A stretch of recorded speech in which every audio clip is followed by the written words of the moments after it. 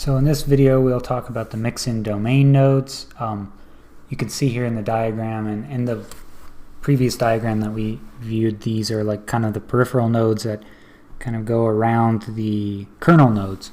And what they do is they make RPC calls into the kernel and say, hey, I want to do this, I want to do this, I want to try this, can I do this?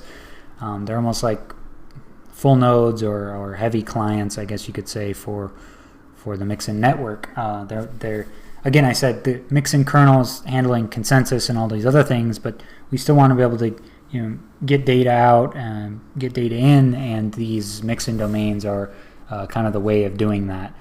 They're not handling any of the consensus, but they're maybe querying the state of the consensus, for example. So the domain nodes have to adhere to I think at least three methods they have to be able to handle. The first one is they have to be able to register as a domain. So what you'll do, let's say I wanted to spin up my own domain node.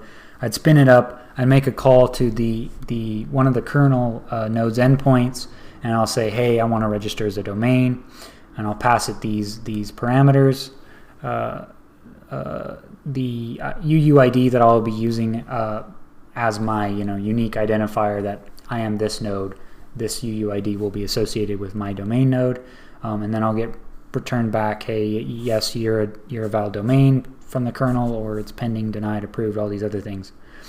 From there, once I get registered as a domain, a valid domain node, I can do things like create key derivation functions, and this is for like if I need to create an Ethereum key or a Bitcoin key or all these other keys. I essentially have to say that as a domain I support these types of assets. For example, Ethereum, if I wanted to transfer Ethereum in the Mixin network. And the other one that we need to support is associate public key. This is essentially telling the kernel, hey, this is my public key. So anytime you see any sort of transfers to me or away from me or all these other things, I want you to associate this public key to me. In this case, it would be like generating a Bitcoin public key if I want to transfer Bitcoin assets inside the Mixin network. And you can see here that whenever the Bitcoin blockchain is an output to this public key, the domain will also create a transaction and broadcast to the Mixin public key via the kernel, via the same RPC calls.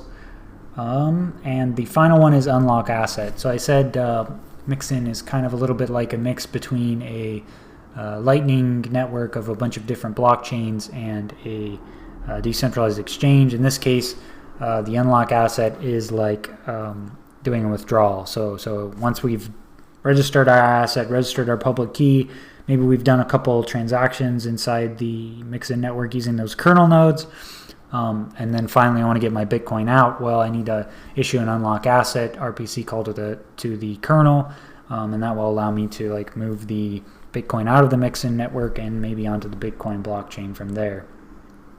So that's largely what the domains do. In the next video we'll talk about domain extensions, and then we'll kind of wrap up this section of the course. See you then.